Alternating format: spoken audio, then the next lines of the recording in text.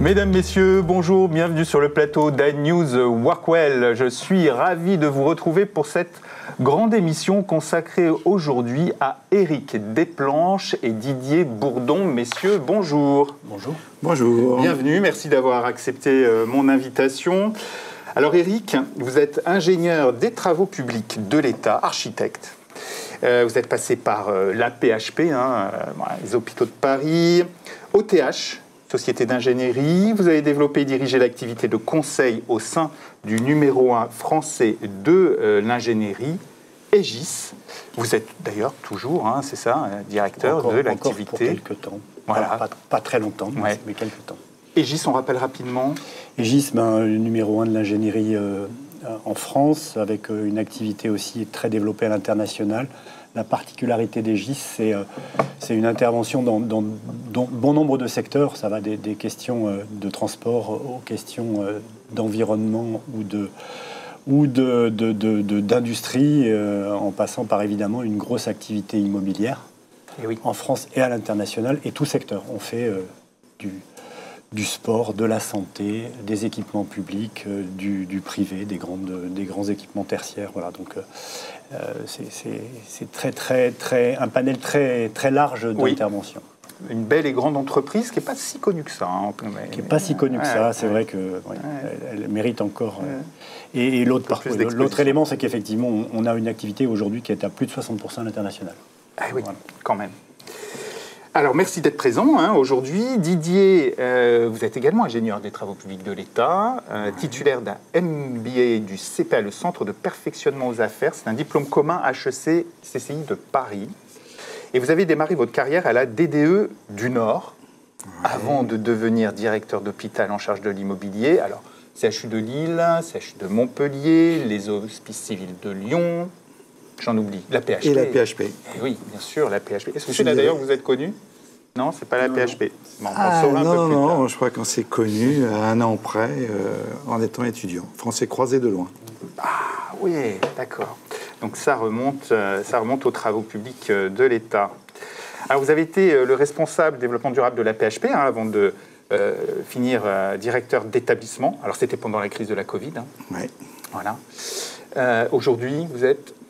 Aujourd'hui, j'ai cessé l'activité normale, mais j'ai créé une auto-entreprise et je fais du conseil, toujours en immobilier et pour les problématiques de développement durable. Et RSE, comme on dit. Ah oui. Donc, on accompagne les hôpitaux, surtout les hôpitaux, bien sûr, voilà, ça pour mettre en place leur programme de responsabilité sociale et environnementale. Beau projet. Alors, merci également de votre présence.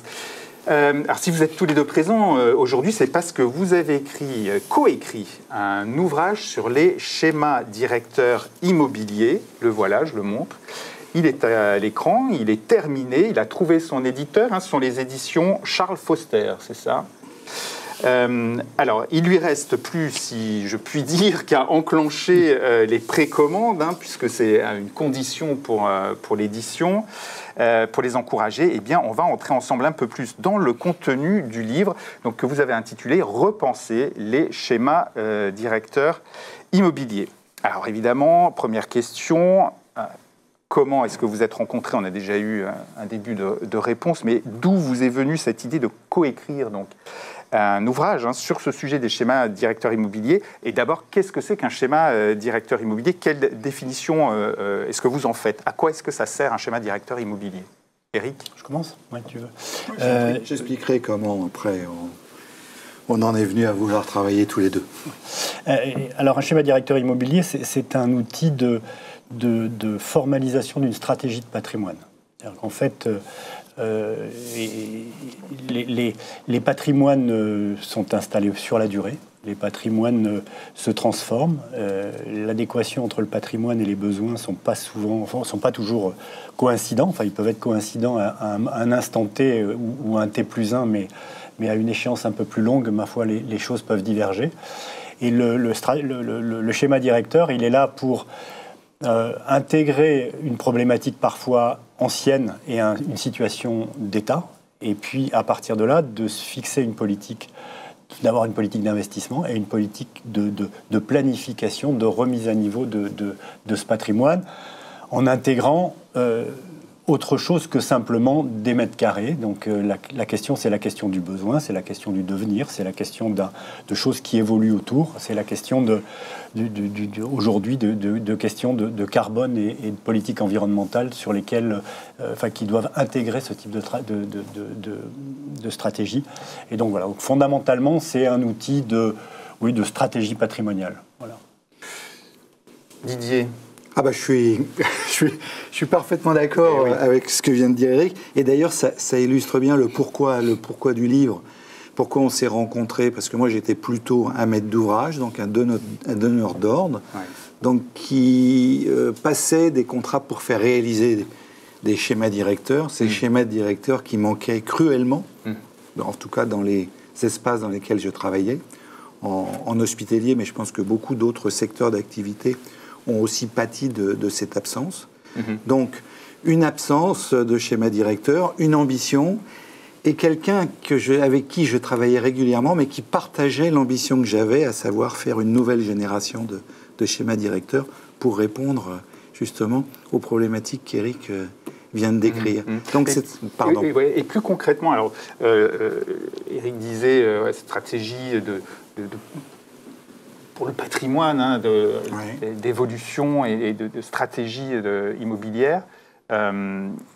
Est-ce qu'il y a d'autres objectifs pour réaliser un schéma directeur immobilier? On parlait, par exemple, du nombre de personnes et de parties prenantes dans les projets immobiliers aujourd'hui. Un schéma directeur immobilier, est-ce que ça aide aussi dans cette optique-là?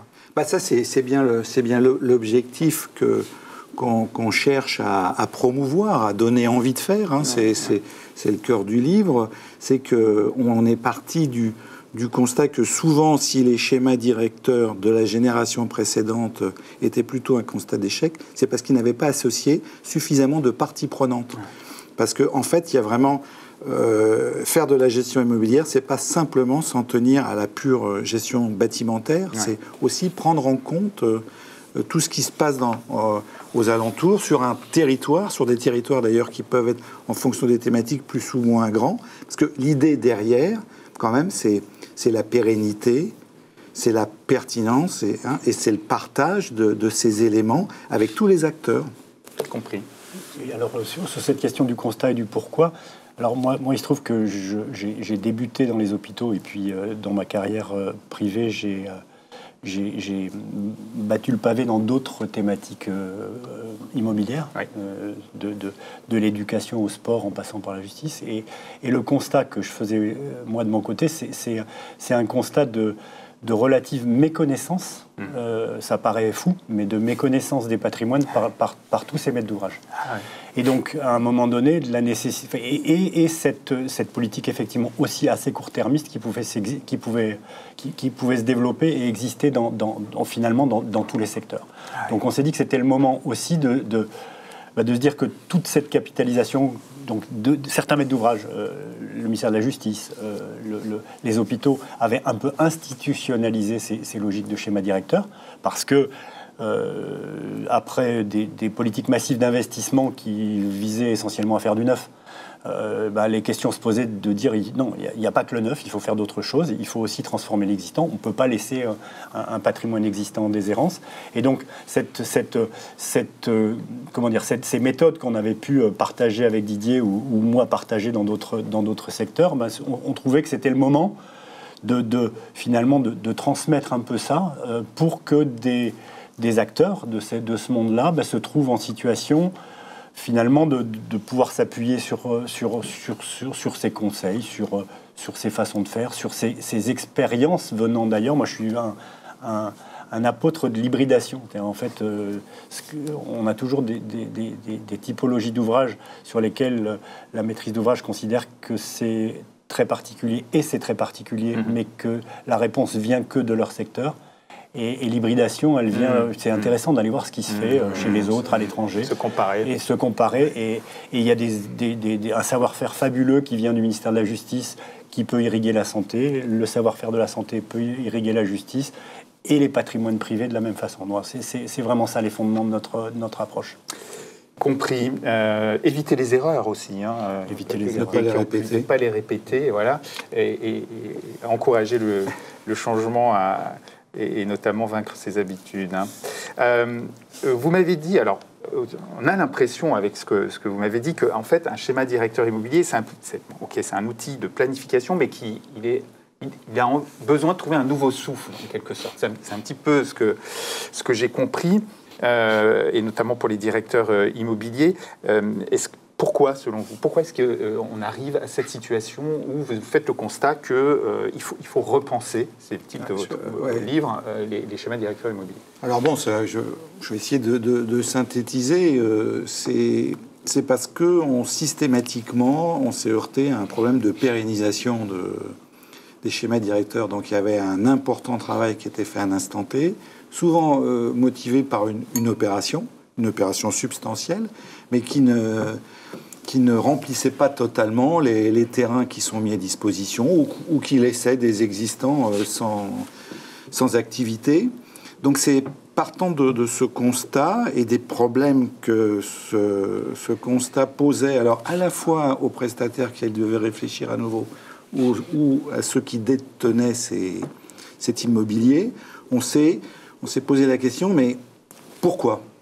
Et une partie des réponses a consisté à constater que tous les sujets qui pèsent sur la pertinence d'un schéma directeur n'étaient pas suffisamment pris en compte.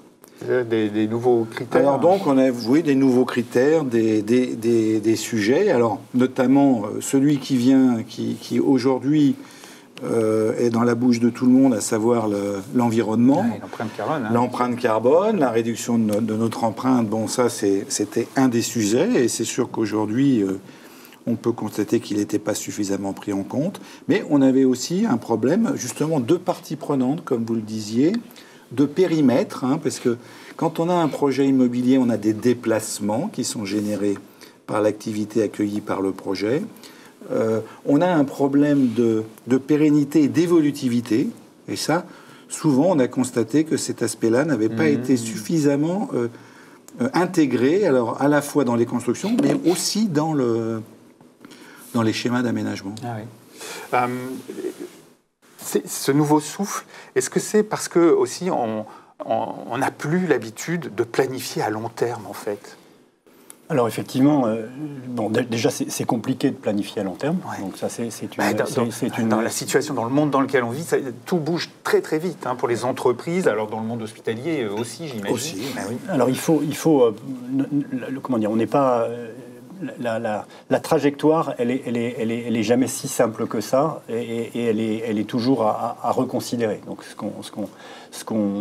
que l'on constate, c'est que avec le temps, il y a des générations de schémas directeurs sur les patrimoines qui viennent les uns derrière les autres. Donc la question pour nous de la capitalisation de ce qui a été fait au coup d'avant pour le coup d'après est quelque chose d'extrêmement important. Il y a une forme d'amnésie, parfois une volonté de dire que le passé était vraiment pas bien. Or, cet outil-là, s'il est bien constitué, cette histoire-là, il est capital de la lire, de l'intégrer, pour ne pas commettre des fautes, pour ne pas amener le patrimoine vers des choses qui peuvent le rendre dysfonctionnel, et pour optimiser cette gestion. Donc la question d'une trajectoire adaptable, la question de se donner un horizon qui soit un horizon réaliste, et qui permettent de déclencher les opérations les plus importantes pour faire avancer les choses, ce sont des facteurs qui sont pour nous très importants.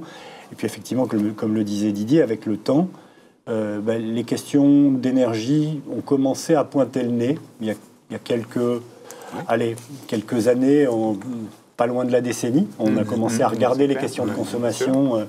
Aujourd'hui, on regarde vraiment ces questions-là. On a le décret tertiaire qui vient nous aider. Donc ces questions, au fond, de faire un patrimoine sur lequel on intervient. Et aujourd'hui, la vraie question dans notre monde, c'est pas de bien faire du neuf, c'est de bien transformer l'existant.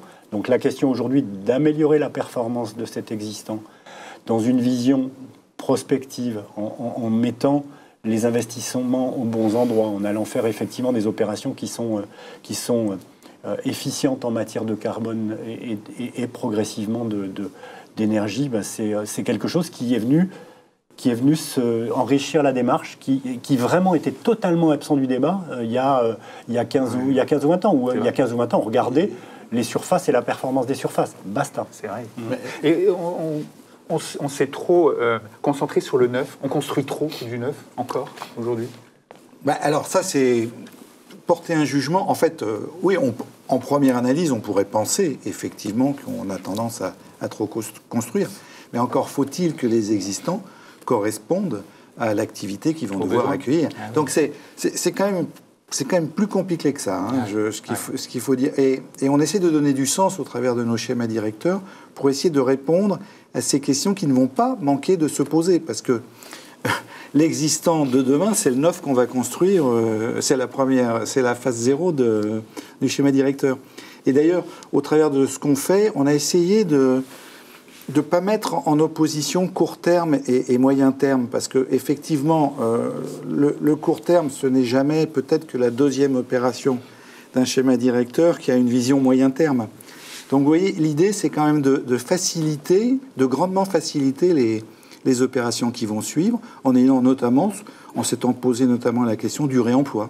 Parce qu'on peut ne pas réemployer à la première phase, mais on peut penser au réemploi de la phase suivante ou de la troisième phase, en réfléchissant notamment sur ses capacités d'évolutivité.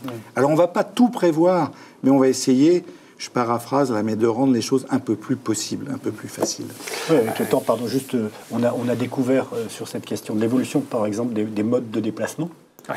Qu'aujourd'hui, on voit fleurir, pas encore, la floraison n'est pas encore très, très, très dynamique, mais des transformations de parking en objets. Donc si, dans les opérations qu'on initie, on pense à cette capacité de mutabilité après, on prépare l'avenir dans de bonnes conditions, on laisse le temps se faire et on a cette capacité à s'adapter, un peu comme un voyage d'un navigateur.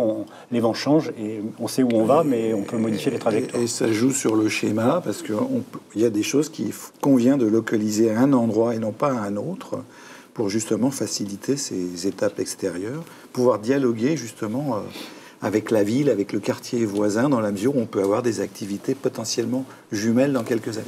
Ça aussi, c'est nouveau. C'est partie prenante nouvelle, en quelque sorte, qu'il faut intégrer dans la réflexion des schémas directeurs. Alors justement, votre ouvrage, il est centré sur la façon d'adapter cet outil qui est le schéma directeur immobilier au contexte et aux outils actuels. Et vous illustrez d'ailleurs vos propos avec beaucoup d'exemples concrets. Il y a beaucoup de schémas, de visuels. Et de retour d'expérience. Quel conseil est-ce que vous donnez en vérité dans cet ouvrage ? Comment on bâtit un bon schéma directeur immobilier ? Alors, oui, effectivement, on a essayé de faire du retour d'expérience et de partager des expériences. Il n'y a pas une méthode, unique. Les contextes sont particuliers, les gouvernances sont particulières, les systèmes de gouvernance de l'immobilier sont particuliers. Donc, on essaye de tisser le fil de attention, ne ratez pas telle étape.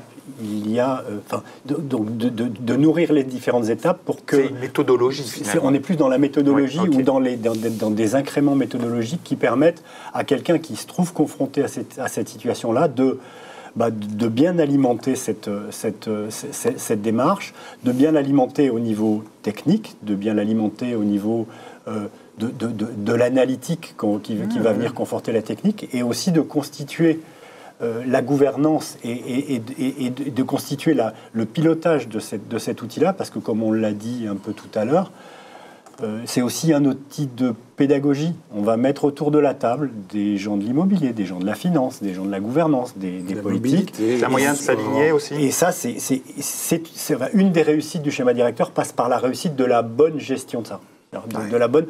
C'est un outil qui va faire en sorte qu'il va y avoir une mise en commun et une pédagogie qui pourra être partagée et qui fera que le financier et le technicien vont pouvoir trouver un langage commun, que le médecin et l'administration vont pouvoir trouver un langage commun sur quelque chose qui est leur outil de travail. Voilà.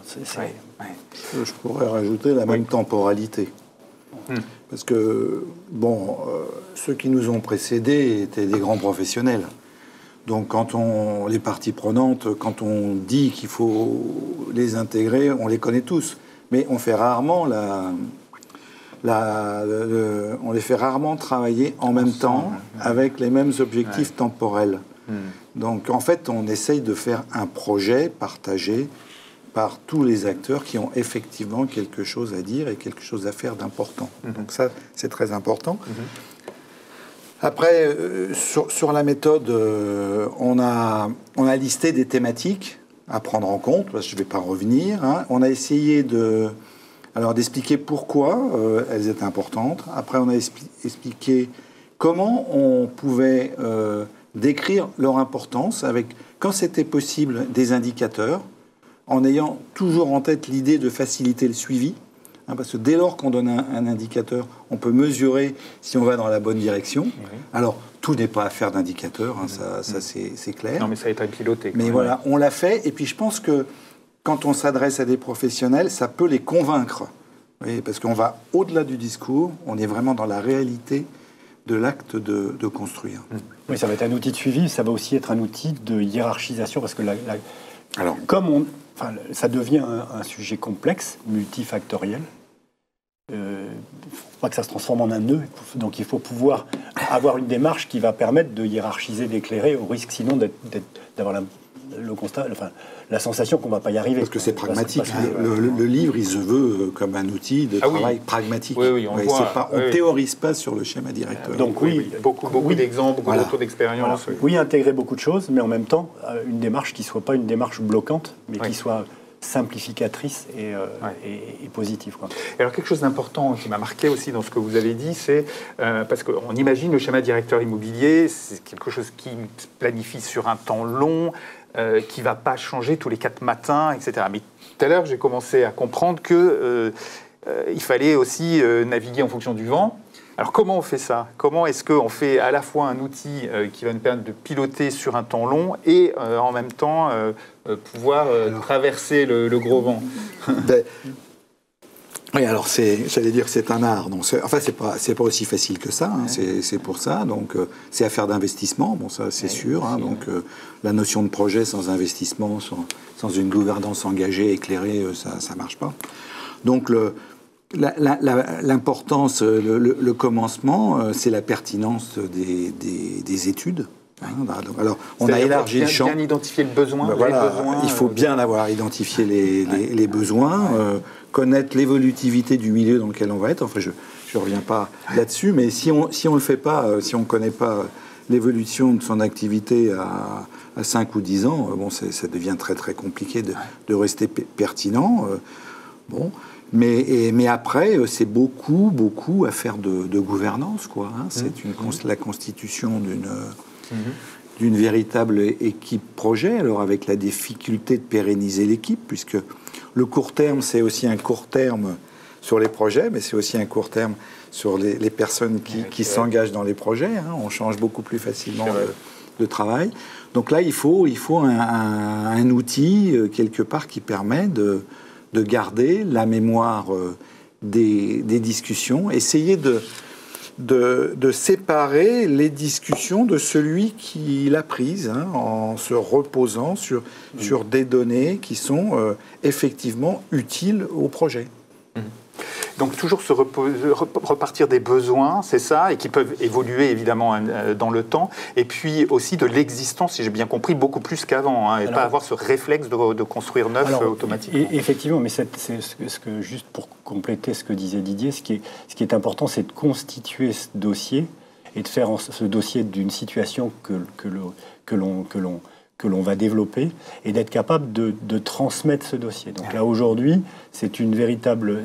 Et ça, c'est l'amnésie dont je parlais tout à l'heure. C'est une véritable difficulté. Il faut que les choses soient explicites, il faut que la démarche soit transparente, il faut que les situations soient explicitées de façon fine, précise, comme le disait Didier, au travers de diagnostics, mais transmissibles. Et donc là, on croit beaucoup aujourd'hui, avec l'évolution des technologies de production des études, hein, on croit beaucoup, par exemple, à l'usage de quelque chose qui s'appelle le jumeau numérique, c'est-à-dire aujourd'hui, quand on fait des opérations neuves, systématiquement, elles sont traitées en maquette numérique. Et les opérations existantes vont devoir s'appuyer. De toute façon, on ne pourra pas retourner aux anciens outils. Et donc, progressivement, on va constituer un outil numérique qui va nous permettre de faire des simulations, de transmettre, d'avoir aussi une historisation des choses, de simuler un certain nombre de choses, et puis de se mettre en interface avec des tests sur la maintenance, enfin bref, de prévoir le futur. La deuxième métaphore après celle de la voile, c'est celle du dossier patient en médecine. Aujourd'hui, plutôt que d'avoir des dossiers qui sont dispersés, on a un dossier patient unique. Et bien on a, au travers de la maquette numérique ou du jumeau numérique, on a capacité à intégrer et à capitaliser toute cette démarche pour avancer sur le futur en sachant ce qui s'est passé, en pouvant faire un peu d'archéologie numérique sur le passé. Le jumeau numérique, c'est pas exclusivement ce qu'on appelle une maquette BIM aujourd'hui. Oui.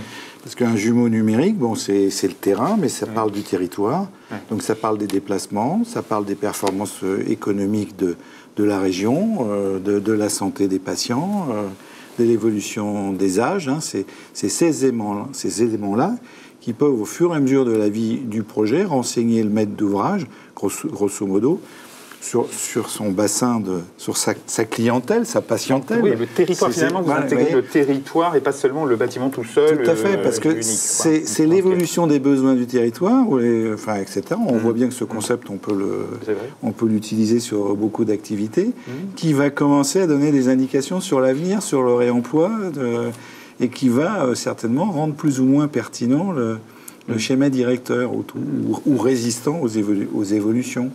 Vous parlez des outils, justement, des outils numériques. Vous abordez ces sujets dans l'ouvrage. Parce que c'est vraiment un gros sujet pour les directeurs immobiliers en ce moment. Hein. Quels outils numériques? Il y en a beaucoup. Il y en a de plus en plus. Pour lequel opter? On parle des BOSS, des fameux Building Operating System. Il y a le R2S, donc SBA qui promeut son label. Vous avez toutes les entreprises qui proposent des capteurs. Donc on voit foisonner un petit peu les outils. Vous abordez ce sujet? Alors on aborde l'opportunité que constitue le numérique pour bâtir tout ça.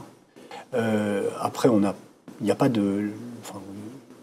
Il n'y a pas d'outil miracle. Il y a aujourd'hui en plus un système qui est en véritable évolution. Hein. Donc les professions comme les nôtres numérisent de plus en plus. Et comme je le disais tout à l'heure, maintenant on produit systématiquement maquette numérique. Donc la question là, on est plus sur une démarche qui va devoir nécessairement, qui va pouvoir s'appuyer sur ces outils-là, qui constituent une opportunité.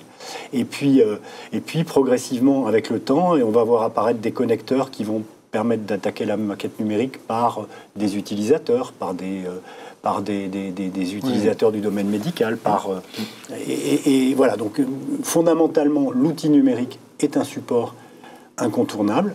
Effectivement, massifier la numérisation de patrimoine existant, c'est un investissement significatif, et probablement un certain nombre de maîtres d'ouvrage n'ont pas le moyen de le faire en claquant des doigts.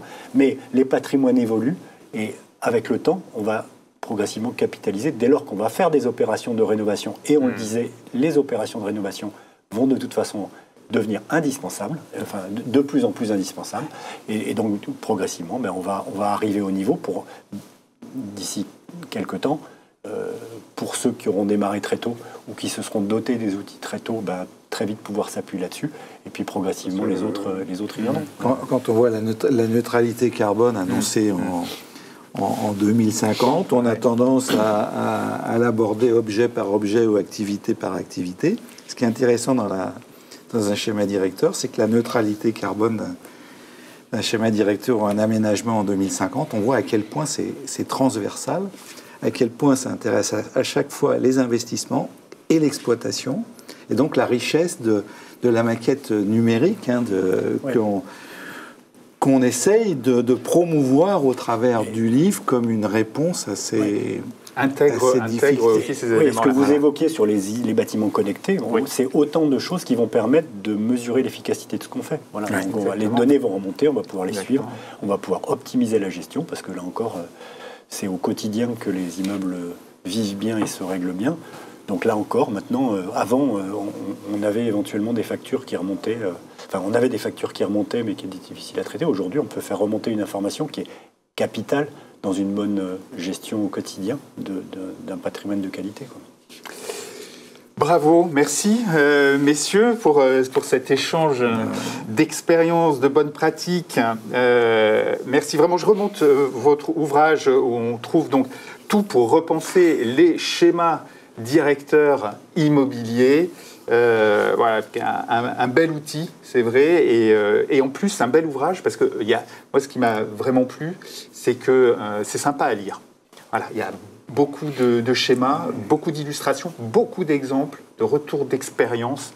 Et ça, c'est vraiment précieux. Voilà, si vous voulez d'ailleurs précommander cet ouvrage, c'est important, hein, vous l'avez compris, de le faire parce que c'est ce qui conditionne l'édition. Vous pouvez contacter directement Alain Boisson, vous connaissez bien, Office et Culture. Je donne son adresse email alain.boisson@office-et-culture.fr ou bien directement la rédaction d'Anews Workwell, rédaction @anews-workwell.com. À bientôt, messieurs. Merci. Merci. C'était un plaisir de vous recevoir. Merci à vous de nous avoir suivis. Je vous donne rendez-vous très vite pour une nouvelle émission de votre chaîne Anews Workwell. D'ici là, portez-vous bien. À très bientôt.